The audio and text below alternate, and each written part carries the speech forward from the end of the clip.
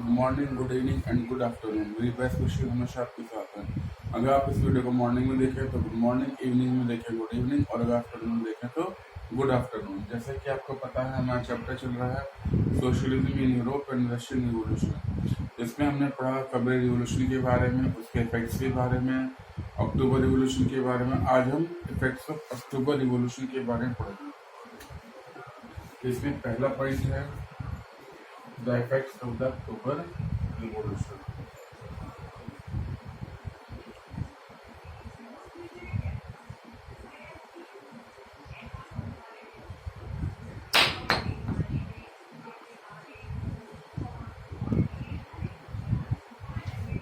First point, in November 1917,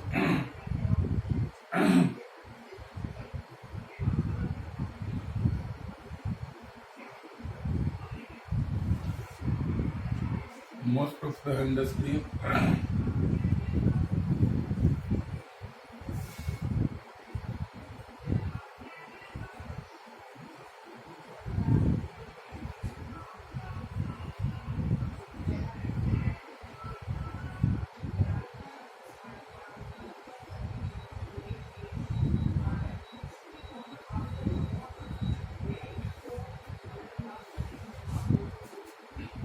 February revolution से पहला effect ये आया कि नवंबर 1917 में बहुत सारी इंडस्ट्रीज और बैंक्स जो थे वो नेशनलाइज हो गए थे। नेशनलाइज का मतलब यहाँ पर ये है कि वो डायरेक्ट गवर्नमेंट के कंट्रोल में आ गए थे, और जो बिजनेसमैन थे उन्होंने भी अपनी इंडस्ट्री को गवर्नमेंट के हवाले कर दिया था। गवर्नमेंट के हवाले करने का बेनिफिट ये हुआ कि अब सोसाइटी के वेलफेयर की बातें होनी शुरू हो गई थी। Second point, land was declared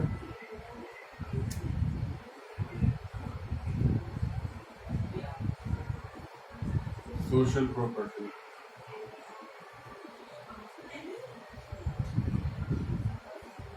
Land was declared social property and peasants were allowed to seize and peasants were allowed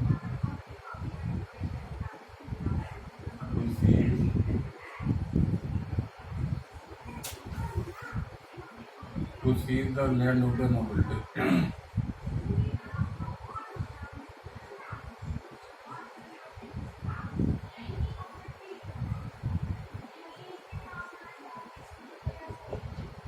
को प्राइवेट प्रॉपर्टी की जगह सोशल प्रॉपर्टी डिक्लेयर कर दिया गया था, यानी कि अब प्राइवेट केवल एक पर्सन का अधिकार न रह के लैंड पर बहुत सारे लोगों का अधिकार हो गया था, गवर्नमेंट का राइट हो गया था, और इसीलिए इसको सोशल प्रॉपर्टी डिक्लेयर कर दिया गया था। दूसरा, पीजेंट्स जो थे उनको नोबिलिटी, जैसे कि आपको याद हो फ्रेंच रिवोल्यूशन में हमने पढ़ा था कि फ्रांस के अंदर 3 स्टेट के अंदर पूरा समाज जो है वो बटा हुआ था, फर्स्ट स्टेट, सेकंड स्टेट और थर्ड स्टेट। फर्स्ट स्टेट वाले थे क्लर्जी, सेकंड स्टेट वाले थे नोबिलिटी। तो जो नोबिलिटी की और इनको जन्म से ही, बर्थ से ही कुछ विशेष अधिकार मिल जाते थे, स्पेशल राइट्स मिल जाते थे, और वो सारे राइट्स सब खत्म कर दिए गए थे, और पीजेंट्स को ये अलाउड कर दिया गया था कि वो नोबिलिटी की प्रॉपर्टी को सीज कर लें, उस पर अपना अधिकार जमा लें। Next, use of old titles were banned. जो ओल्ड टाइटल्स थे उन पर भी बैन लगा दिया गया था। टाइटल्स का मतलब होता है किसी को विशेष उपाधि मिलना या किसी को स्पेशल अटेंशन देना, जैसे किसी के नाम का सर जुड़ जाना, किसी के नाम का डॉक्टर जुड़ जाना, तो वो टाइटल्स होते हैं, उन सभी पर बैन लगा दिया गया था, और ये कह दिया गया था कि उनको अब कोई भी यूज नहीं कर सकता। न्यू यूनिफॉर्म वर डिजाइन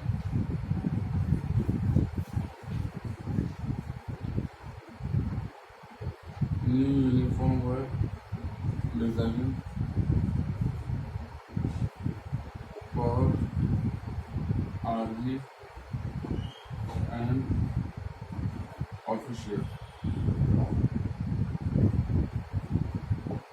पुरानी ड्रेस को भी चेंज कर दिया गया था, नई यूनिफॉर्म डिजाइन की गई थी आर्मी और ऑफिसर्स के लिए।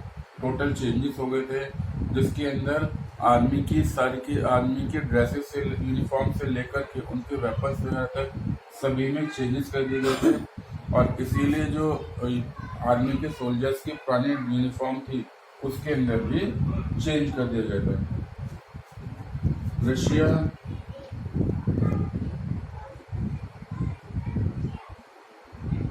become one party state। Russia जो था अब केवल वन पार्टी सिस्टम, यानी कि उसमें अब केवल एक ही पार्टी का इन्वॉल्वमेंट रह गया था, केवल एक ही पार्टी उसको रूल कर रही थी। Trade unions were controlled by party.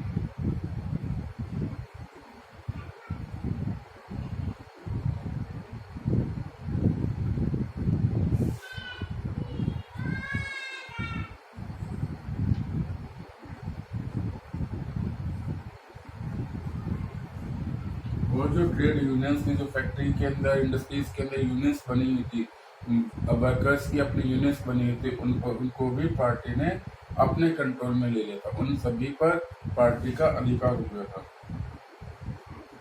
एक process of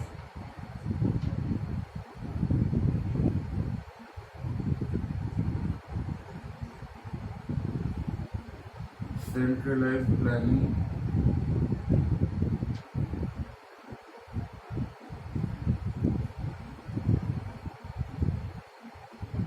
was introduced।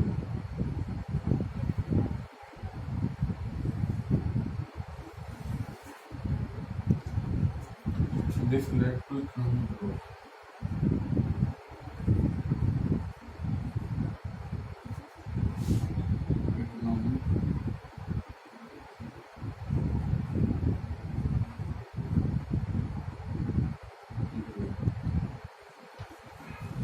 Centralise planning start कर दी गई थी। सेंट्रलाइज प्लानिंग का मतलब ये है कि केवल, जैसे हमने अभी पढ़ा, वन पार्टी स्टेट बन गया था, तो केवल एक ही पार्टी अपनी साइड से कमांड हो गई थी और वही डिसीजन मेकिंग पार्टी बन गई थी, वही साइड प्लानिंग कर रही थी। सारी प्लानिंग पार्ट जो है वो उसके हाथ में चला गया था। तो जो सेंट्रल गवर्नमेंट होती है उसके हाथ में सेंट्रल प्लानिंग जो है वो प्लानिंग का पार्ट पूरा उसके हाथ में चला गया था, जिसकी वजह से रशिया के अंदर इकोनॉमिक ग्रोथ भी हो गई। There was an increase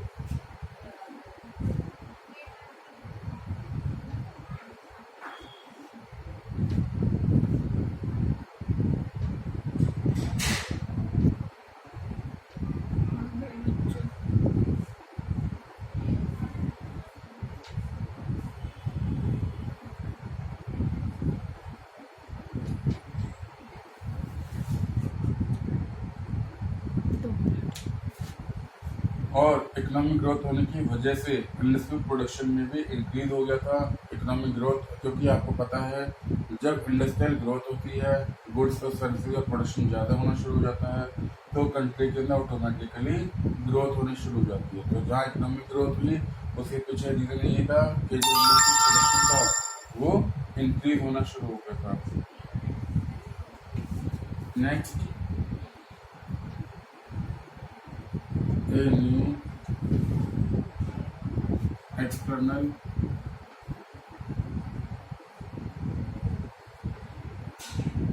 schooling system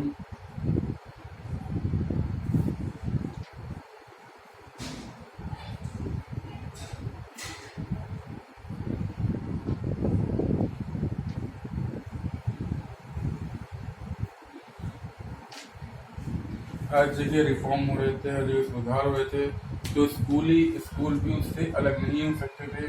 तो इसीलिए एक नया स्कूलिंग सिस्टम भी इंट्रोड्यूस किया गया, जिसके अंदर स्कूलिंग सिस्टम के अंदर जो पुराना सिस्टम था उसको टोटली चेंज कर दिया गया और नए सिस्टम को अडॉप्ट कर लिया गया। Last, collectivisation of forms begin.